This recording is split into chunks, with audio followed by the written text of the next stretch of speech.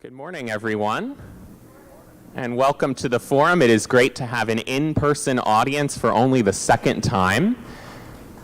Great to have you all here. And welcome to all of those of you who are watching us online as well. You are equally a part of this conversation this morning. My name is Peter Thompson. I serve as the vicar here, and it is my delight to welcome you to the forum where each week we explore important issues at the intersection of faith and the modern world. Today we are celebrating St. Francis Day, and here with us to celebrate is Patrick Hornbeck. Patrick is our very own. He is a vestry member here. He is probably the most frequently requested speaker for the forum, so he is finally back. He is also professor of theology at Fordham University, and he's going to talk with us today about the two Francises, Francis of Assisi, the medieval friar, and Pope Francis, the current pope.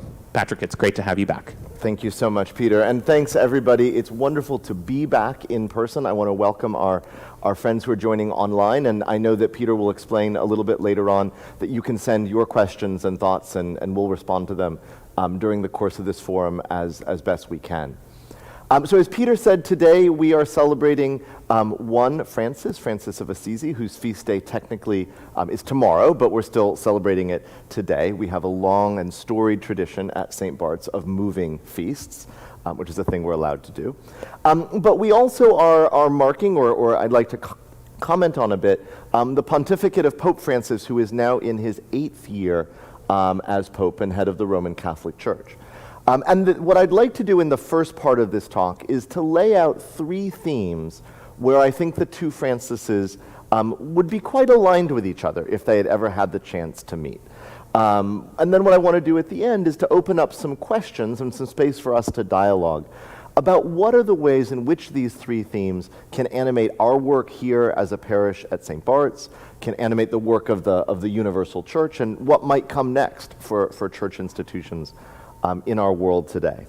So I want to start off with my favorite photo of the current Pope. This was taken during his first year as Pope, and he had gone for the Feast of St. Agnes to one of the local Roman parishes. And so they gave him a lamb. The symbol for Agnes is a lamb, and so he decided to wear the lamb kind of as a shawl around his neck.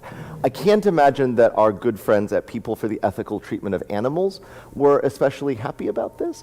But what I want to emphasize is that Pope Francis, from the beginning of his time as Pope, has shown a special care for what he calls our common home, meaning creation, meaning the natural world, and seeing human beings as part of creation and the natural world, an integral part, and a part that has responsibility for making sure that we're caring for creation in any way that we can.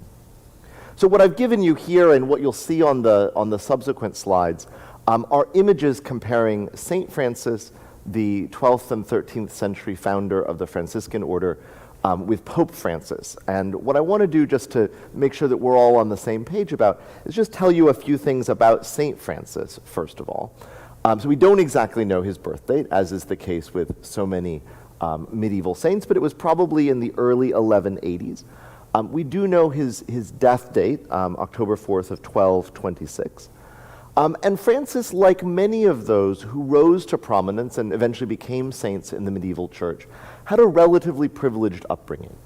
It seems to me, as a historian of Christianity, that it was quite difficult for folks who didn't come from at least the mercantile class, maybe even the noble class, to have the kinds of social connections or even social or economic standing to make a mark on the late medieval church. So Francis, not unlike Thomas Aquinas, not unlike Anselm of Canterbury, came from what we would think of as an upper middle class family. His father was probably a silk merchant who was doing quite well in the economy of the late medieval world. So he, like so many of these other saints, begins his life going after the various pleasures of the world. So he competes in tournaments and he goes on travels and he tries to impress the people around him. But in his mid-20s, undergoes a significant conversion experience. It's a vision, and it's a vision that leads him to adopt as his great love, not the ladies of the court or the ladies of the town, but a figure whom he begins to refer to as Lady Poverty. And that's a theme that shows up in so much of Francis's writings. He makes a pilgrimage to Rome, and on his way back to his hometown of Assisi, farther north in Italy, he experiences a vision that I'll talk a little bit more about in a few minutes. But it's a vision in which the crucified Christ comes to him as he's sitting next to a ruined church, a church that's literally falling into disrepair. And Christ says to him, "Repair my house." Some translations, "rebuild my church."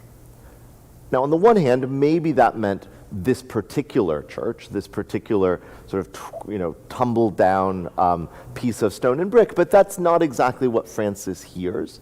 He hears a call, an invitation from God to go out and to make a difference in the church universal. And so he begins preaching to the people about the importance of poverty, about the love of God, about the way God comes to us through the natural world. I'll say more about that in a minute. And what's interesting is that when he starts off this work, he does it in a very unauthorized way. So medieval church law required that if you were going to preach, you had to have a license from the local bishop. And if you were preaching without a license, it would be like a physician practicing without a license, or a lawyer not having passed the bar exam. You just weren't allowed to do it. But Francis does it anyway. And so starting in 1208, begins to wander around the countryside, preaching this message of the radical love of God and the importance of doing what Jesus invited the rich young man to do in the gospel, to sell all that you have, to give up all that you have, and to come follow Christ. The Franciscan order, or at least the first incarnation of the Franciscan order, isn't established until a couple years later, in 1210, by Pope Innocent III. But by that time, Francis has acquired a reputation as a great holy man, as someone who is radical in the literal meaning of that word. So radical in Latin, or radical in English, comes from the Latin word radix, meaning going back to the root of things. And so as the Franciscan order is founded, and then later on, Francis teams up with his great fellow-minded person, St. Clare, and a role is found for women in this movement. The themes that they draw on are themes that I think still speak to us today more than 8 centuries after the fact. So the first of these has to do with what Pope Francis calls the care of our common home. And those of you who may follow news in this particular area may remember that back in 2015, Pope Francis published an encyclical, which is the sort of highest and most authoritative kind of papal teaching, short of something that's literally infallible, on the question of care for our common home, and in particular, the impact of human activity on the change in global climates. This encyclical is one that he labels Laudato Si. As you may know, Vatican documents traditionally take their name from the first 2 words of the document in Latin. And Laudato Si literally means praised be. Those of you who are fans of The Handmaid's Tale will remember that this is before The Handmaid's Tale, but it translates to praised be, and it's a saying of Francis's in his canticles. Praise be to you, my Lord, and he lists the various things for which God should be praised, through our sister, Mother Earth, who governs and sustains us. So St. Francis had already in the Roman Catholic Church been declared the patron saint of ecology and care for the climate back in 1979 by Pope John Paul II.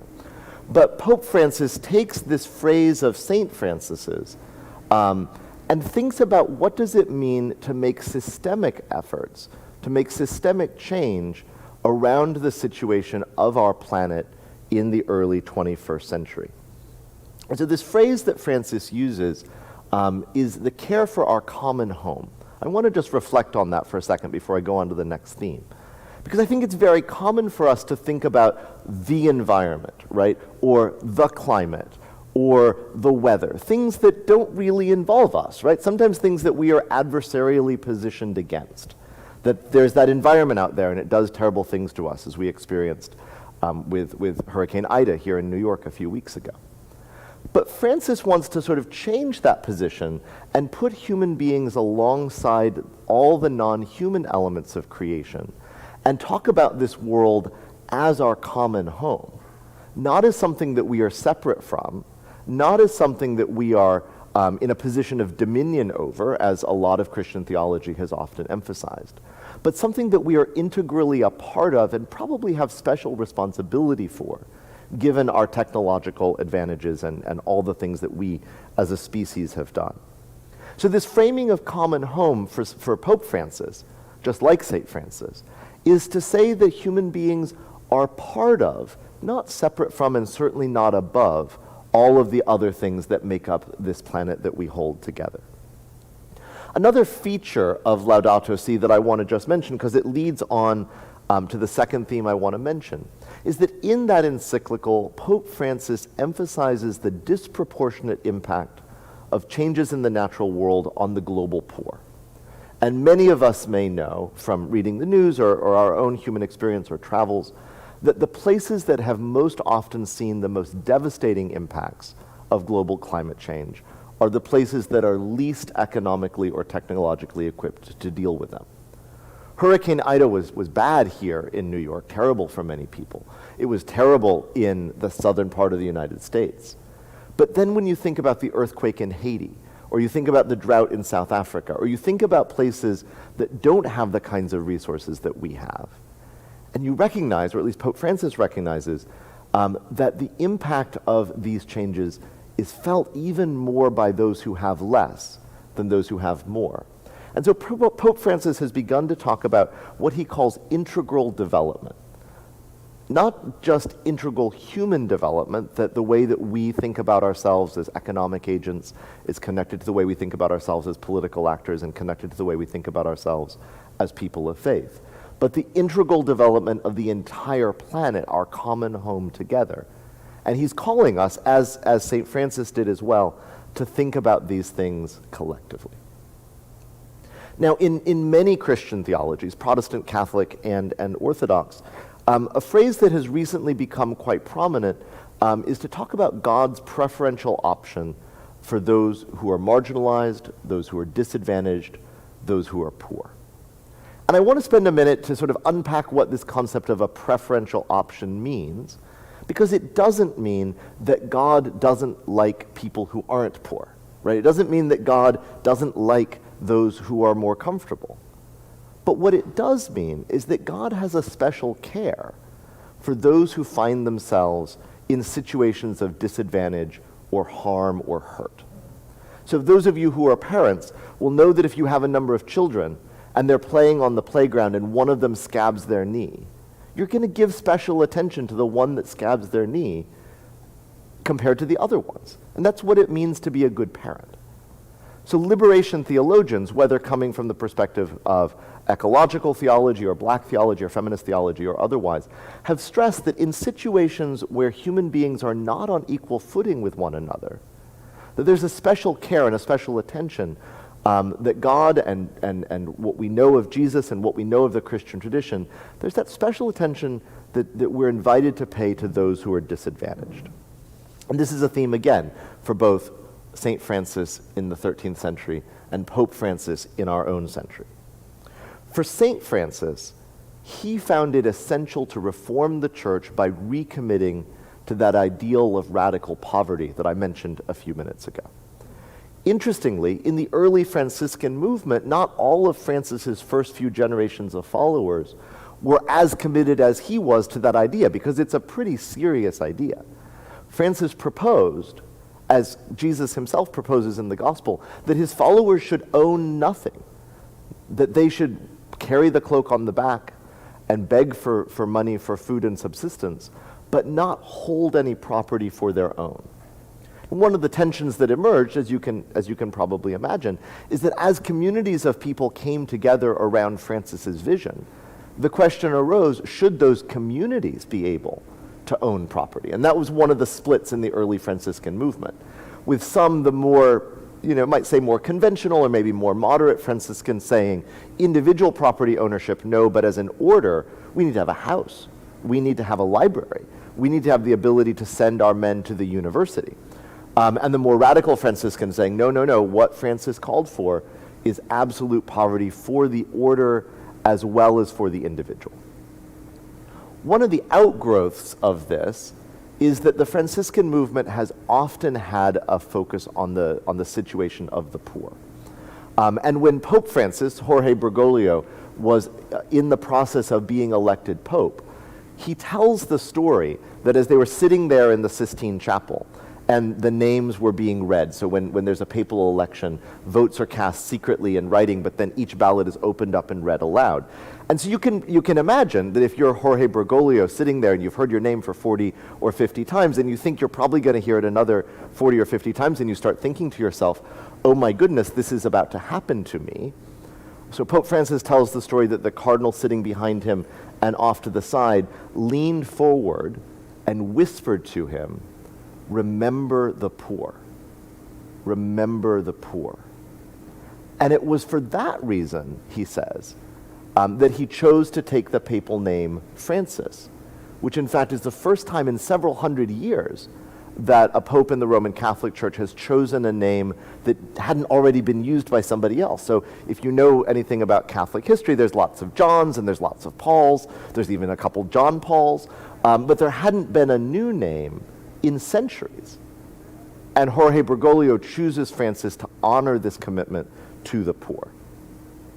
So, as this one slide here on the right indicates, Pope Francis has put a great focus on personally reaching out to those who are the most marginalized. So he's made a tradition, for instance, of celebrating the Holy Thursday, Mass of the Lord's Supper, not in the splendor of the Vatican, but in a prison or a refugee camp, or a space for women who had suffered abuse, as a way of showing God's closeness to those who have less.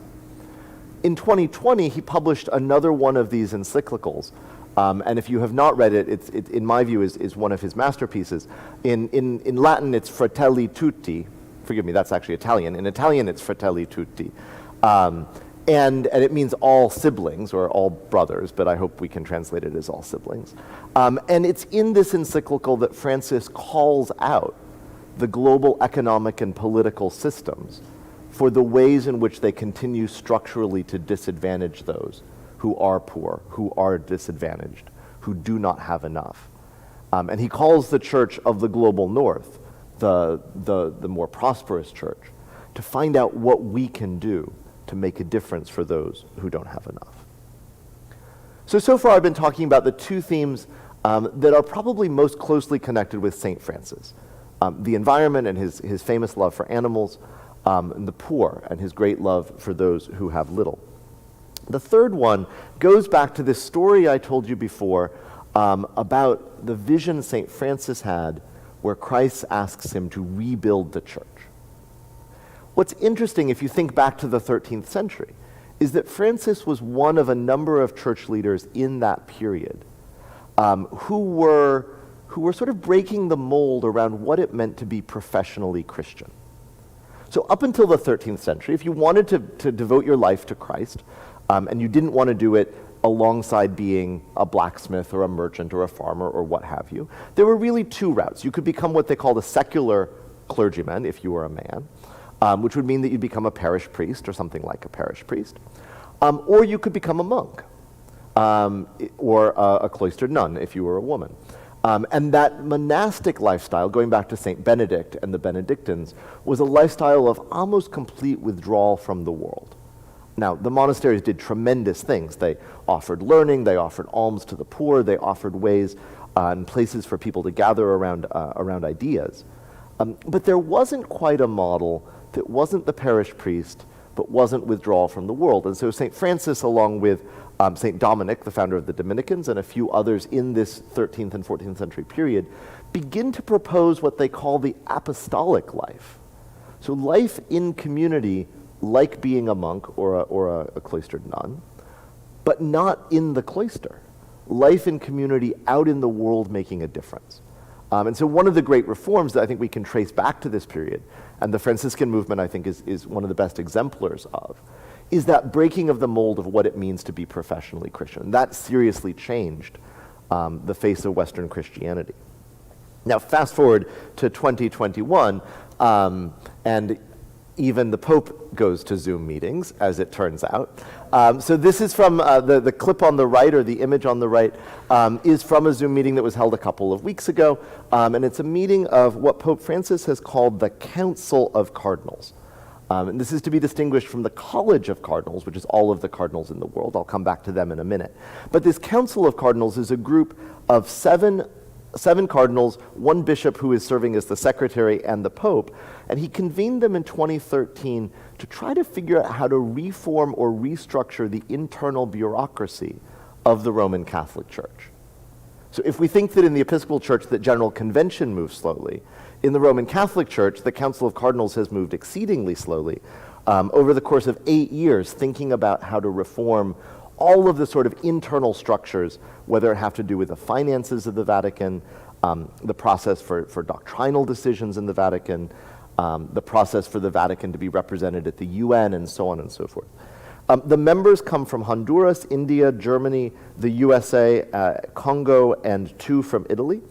And my sources over in Rome tell me that probably late this year or early in 2022, they are likely to publish the results of their work, which may be, we don't know yet, but may be a restructuring of the internal world of the Roman Catholic Church.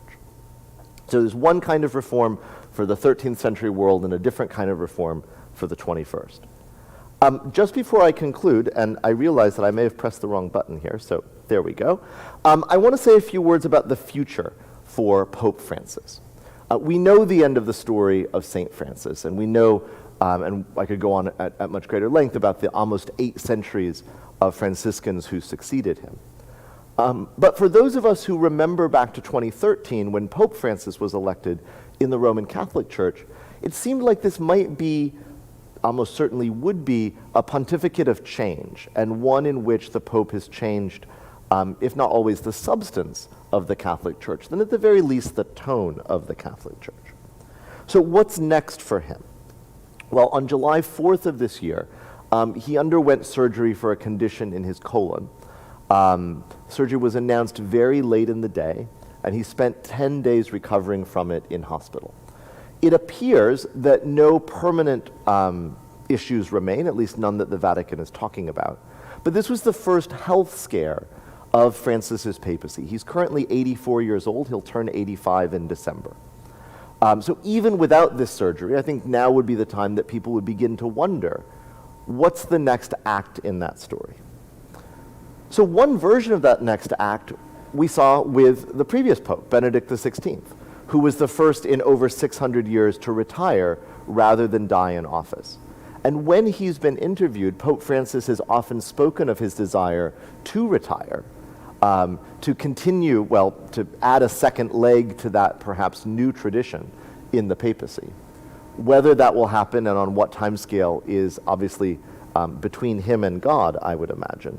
But at some point, whether Pope Francis retires or whether he comes to the end of his life, there will be another papal election. And one of the questions that I often get asked as a person who comments on the Vatican is, what exactly does that look like? And I can go on for days about the minutiae of papal elections, but I'll give you just a couple facts here. As of today, there are 121 Roman Catholic cardinals under the age of 80. It turns out that when you turn 80, you lose your vote. One of those 121 is ineligible to vote because he's on trial for fraud in a Vatican court. That hasn't changed from the 13th century either, I suppose. But there's 120, therefore, eligible voters, and of them, 13 were appointed by Pope John Paul II, 38 by Benedict XVI, and 70 by Pope Francis. And to be elected Pope, you have to win by a 2/3 majority. Now, one thing that I want to say and then immediately qualify is that popes often appoint cardinals who reflect their style and their way of thinking. But that's not always the case. So some of the great reforming cardinals in the Roman Catholic Church were actually appointed by conservative popes, and some of Pope Francis's appointees are much more traditional than he is. But that number 70 is inching closer and closer to the 80 that would indicate that Pope Francis has appointed enough cardinals for them to elect his successor. So how this will play out, we simply don't know. On what timescale, we simply don't know. But the themes that I've been talking about this morning, care for the common home, care for the globally disadvantaged, and the need for the church to reform itself and maintain its credibility are not distinctively Catholic themes in the least. They are themes that have emerged in our own church, in the Episcopal Church. And as you may know, just a few weeks ago, for the first time in history, the Archbishop of Canterbury, the Ecumenical Patriarch, and the Pope put out a joint statement calling for worldwide action on climate change. So this Feast of St. Francis, I think, is a moment for us as a parish to pause and reflect on what these themes mean for us, and also maybe to look across the way at our cousins in the Roman Catholic world and wonder what it may mean for them. So I'm happy, Peter, to take the rest of our time for questions and discussion. I'm grateful to all of you for being here. Thank you so much, Patrick. And we do have plenty of time for questions. If you're joining us online, you can submit a question using the live chat function on YouTube or the comments function on Facebook. You can also email me, pthompson@stbarts.org. That's pthompson@stbarts.org. If you're in person, you can submit questions using the same method, or you can see my colleague Manny Rodriguez-Leach, who's there in the center, who has cards where you can fill out a written question. All of those questions will get to me. Patrick, I'm glad you sort of ended with our parish and with the Archbishop of Canterbury, because I was wondering, here we are talking about a current pope in an Episcopal church, and can you talk a little more about why this particular pope is so important for non-Catholics? That's a great question, Peter, and I want to sort of get at it by commenting that 5 years ago, when we were in the midst of searching for our new rector, we did a survey of this parish, and I can't remember exactly what the number it was, but 20 to 30% of us come to St. Bart's out of a Catholic background. So I think for many of us, and myself very much included in that, there's a personal connection. That the church that we chose to step away from for whatever reason is one that I know many of us still follow and pay attention to. But on a sort of broader level, the Vatican and the Roman Catholic Church exerts a pull on the global stage, not just because of how many Roman Catholics there are, but because the Vatican is also a city-state. It's the one world religion that has that status at the United Nations, and we've had the General Assembly meeting just recently. And although not every pope has had this sort of globe-trotting and international personality the way that Pope Francis has, he certainly has been a really good example of a pope who has chosen not just to be in dialogue with Catholics, but intentionally to reach out not just to non-Catholic Christians, but to non-Christians and to people of goodwill of all sorts. So it's not that everything that happens at the Vatican should affect what we do here at St. Bart's, far from it. But I do think that the papacy is one of those institutions that, when used well, still has the capacity to lift up humankind's consciousness about important issues, including the ones I was talking about before. What do you say to people who are disappointed by Pope Francis and how slow-moving his reforms have been? I'm one of those people. So that's the first thing I would say is I get it. As a commentator, I'm torn in two directions. And so let me sort of lay them both out there, and I hope you can see my tension and you may resonate with it yourself. So on the one hand, we all know that the world is moving so much faster today. Communication is happening so much faster. Information is flowing so much more quickly. When things happen in the world, more of us know about them. And of course, that's largely in part due to the technologies that we've seen, including the one that I'm staring at right now, looking at the camera, who's beaming us to our live stream crowd. So on the one hand, you would think that great global and national institutions need to catch up. And there is so much that needs to happen, not just in the Roman Catholic Church, but in the Roman Catholic Church. Whether it be with regard to questions that Pope Francis has opened around the ordination of women as deacons, or the situation of LGBTQ people, or ways in which church institutions in the global south should intervene in some pretty challenging regimes there. And so I want him to go faster. And on the other hand, I also recognize that the Roman Curia, which is the technical term for all of the offices that are built up around the Vatican and the papacy, is one of the longest continually operating bureaucracies in the world, and it has its way of proceeding.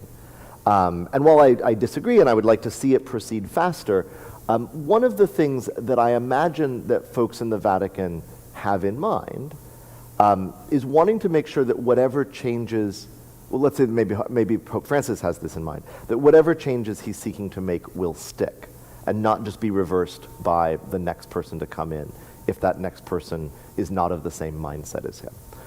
So he's proceeding deliberately, I think, in order that the outcome will be more permanent. He's leaving a sort of breadcrumb trail on some issues so that maybe the next pope or the next pope or the next pope might be able to make a more definitive action. But for those of us who find ourselves in positions of disappointment or finding ourselves adversarially positioned against the Vatican, that can be really frustrating. And so there's no way around that tension, I think. Of the issues on Pope Francis's docket, what do you think he is most eager to accomplish? That's an interesting question.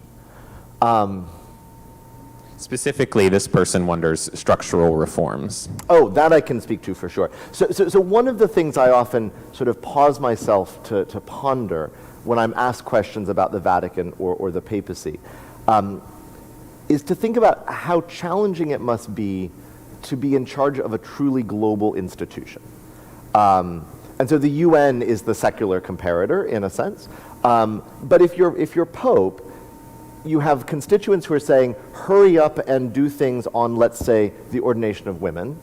And then there are people who say, if you do this, there will be violence in my country because my country isn't prepared to accept this yet. So it's quite difficult to think about the substantive issues. In terms of the organization of the Vatican, the key word for Francis from the very beginning is a word derived from Greek, which is synodality. So a synod, S-Y-N-O-D, in church terms is a group of people working together, kind of a legislative body almost. Those of you who've been to our cathedral at St. John the Divine know that there is a building called Synod House, and that's where the General Convention met back in the early part of the 20th century. So for Francis, the idea of synodality is the idea of church governance, not by committee, because that sounds terrible, but by groups of people discerning together. One of the things that he's done from the very beginning of his pontificate is to summon groups of people to Rome to talk about the environment, to talk about the situation of young people, to talk about regions like the Amazon, and to develop together sort of consensus documents that move forward conversations within the church in those areas. Now that is very foreign to the Roman Catholicism of Francis's predecessors. So Benedict XVI never did that sort of thing on such a scale. John Paul II didn't do that either. And both of those two predecessor popes were much less comfortable than Francis with seeing views opposed to theirs expressed publicly. So I think this idea of synodality, which presupposes the idea that believers can come together and talk about how they differ, that's a signature move for him. What that means for the governance of the Roman Catholic Church, i.e. does it become less monarchical, I don't know. There's something tricky for Roman Catholics, which is they have a doctrine of papal primacy to continue to work with.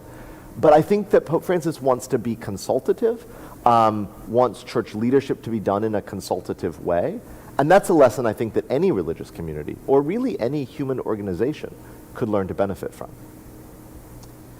The next question concerns the poor and disadvantaged, and specifically the Gospel of Luke. Do you think that Gospel of the four has been particularly influential for either Francis? Wow, that's a very good question, and I thank whoever it is that wrote that. So the Gospel of Luke, I think what's interesting about it is that's the place, if I'm recalling my Bible correctly, that we get stories like the Good Samaritan that don't occur in all of the other Gospels. Luke himself is a physician, right? He's interested in presenting Jesus as a healing figure, as a figure who has come to bring health and life to people. And so I actually have not, I will confess, thought about whether in Pope Francis's work, Luke is more prominent than the other Gospels. For St. Francis, it's hard to imagine St. Francis without the Good Samaritan, in a sense, and to think of St. Francis without some of the other teachings from that gospel. So that's a really interesting insight that I'll sit with. You talked about how radical Francis of Assisi's vision was of care for the poor and how difficult that has been for the order he founded to wrestle with. How do we wrestle with those kinds of issues in terms of how radical our commitment should be? That's a great question. So just to be provocative, right? So if we take Jesus' saying to the rich young man, go sell all that you have, give it to the poor and come follow me. If we take that absolutely literally, none of us should be sitting in this beautiful space or going to worship in the beautiful space that's next door. And that's a provocative thought, because the space that we're in here, I believe, is doing good. I hope it's doing good for those of you who are here. The space that is next door and the beautiful music and the outstanding liturgy that we have here at St. Bart's transports people into other realms, into closer connection with God. The feeding program that we have in the basement of the church requires that there be a church basement in order to feed people from. So there is this tension, and I think that the questioner is raising something important. There's a tension in Christian practice between the literal radical demand that Jesus makes and the reality of institutional life. And even if we don't say institutional life, we say even something like communal life. How is it that we as fellow believers think about the ways that we organize ourselves and think about the resources that we have for ourselves and that we accumulate for ourselves? And so for me, I don't want to take a policy position on this at all, but it's a balancing act. That there are things that we as a church community do for those who are inside the walls. We pray with each other, we sing with each other, we do education with each other like we're doing just now. And those things are important to build up a community. But if that overbalances what we do in going outside the walls, then that's a problem. If we are taking our resources and pointing them within, I think we become quite susceptible to the critique that many people have launched against Christian institutions, which is that they're more interested in their own preservation than in the giving of life and giving of care to others. But yet I imagine a world without those institutions is one that wouldn't be able to accomplish nearly so much. So it's a difficult question. I love that our Q&A has anticipated the liturgical themes of the coming weeks. Next week, the gospel reading is the rich young ruler, or rich young man, and then the following week we're going to be observing the Feast of St. Luke. So there's going to be a certain kind of coherence over the next few weeks in terms of themes. The next question is about the conservative leaders in the American church specifically, and their role in Vatican politics, and specifically on the issue of abortion. Wow. And I'm sorry, the question is just what... The question is, can you comment on these conservatives? Sure. So let me start with where I ended the sort of formal part of my talk. So there's 120 or 121 cardinals who will vote for Pope Francis' successor. One of the things I didn't want to take time to say there is that unlike Francis's predecessors, he's made a priority of extending the circle of who is in that group in two different directions. So traditionally, there have been cities in the Roman Catholic tradition whose bishops are sort of by default made cardinals. So if you think about Milan, for instance, where St. Ambrose famously was, or you think about in the early church, places like Antioch or Alexandria, the great centers of Christian community. In the last century, if we think about here in the US, there's a group of cities that have fallen into that category. And among them, I'm just going to mention one on the East Coast, which is Philadelphia, and one on the West Coast, which is Los Angeles. And Pope Francis, in choosing his cardinals, has skipped over many of those locations. So the previous Archbishop of Philadelphia and the current one have not been made cardinals. The current Archbishop of Los Angeles, and I'll link him back in a second, has been in office for a number of years now and has not yet been made a cardinal. And so in preference to those sort of traditionally powerful dioceses, Francis has gone out into the world at large and found people he believes to be extraordinary shepherds who might be the Bishop of Tonga and made them a cardinal instead. So I don't mean to suggest that conservative opposition to Pope Francis's agenda in the US is only sour grapes by those who might have been made cardinals under another pope. Although it is interesting that the former Archbishop of Philadelphia and the current Archbishop of Los Angeles have been in the vanguard, and also the current Archbishop of San Francisco have been in the vanguard of pushing back against what some see to be Pope Francis's more progressive agenda. I think there's a huge gap at the moment between US Catholics in general and the dominant views within the US Conference of Catholic Bishops. So many of us may remember that over the summer, I think it was either in June or July, there was a vote that the US bishops took by more than a 2/3 margin to write a document concerning the reception of the Eucharist by Catholics who have roles in public life. Now, they've backed off a little bit due to the public outcry that followed that vote, but it seemed clear that the agenda, or the impetus for that move, was to attempt to rein in the nation's second Roman Catholic president, President Biden, in particular in his support for a woman's right to choose. Am I still on? Sorry, now I'm back. I'm so sorry. Let me just repeat the end of what I was saying, which is that this document on communion seems to have been aimed in large part at President Biden and in large part about his stance on abortion. What's interesting is that we're beginning to hear that the president and the Pope, who have known each other for many years, and they've met a number of times when the president was the vice president, that they'll be meeting again toward the end of this year. And one of the things that Pope Francis has done that I think is very savvy on his part is, rather than engaging these kinds of tensions directly, he's chosen to make symbolic moves that demonstrate where he stands. So for him to receive the president, my question is, when he receives the president, will there be a mass? Will there be a private mass at which the Pope will give the president communion? He recently said on the papal plane that he has never denied communion to anybody who has come to him. So that may be a move that he made.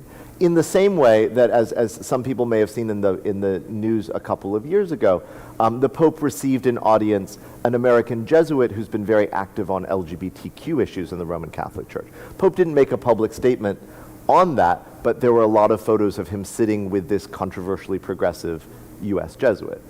So it'll be interesting to see how it plays out. I know that that may not completely answer our listeners' question, but it's just a few thoughts that I have. We could have a whole forum session just really on that. Could.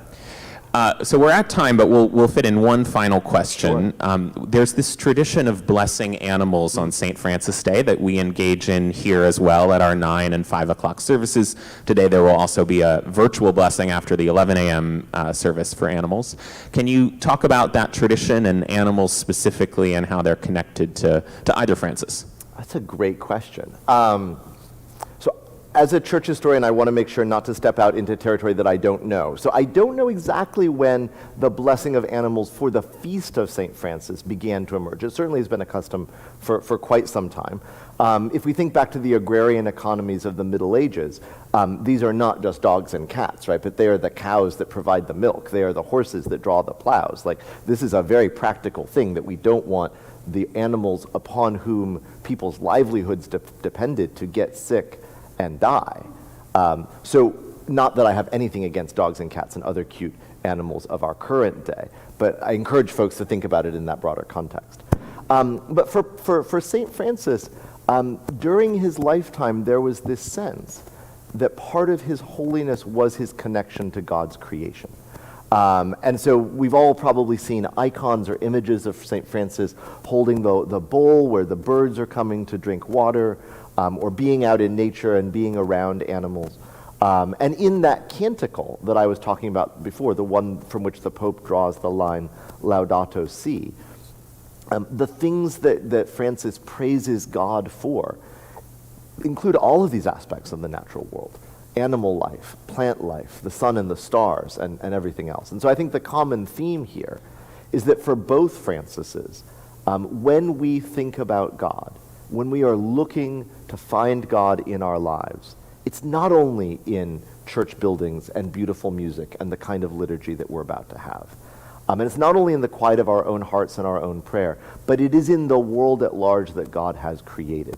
And I think that's a theme and something for us to bear in mind on this St. Francis Day. Well, Professor Hornbeck, thank you so much for being here to help us reflect on both Francises this morning. Thank you all so much.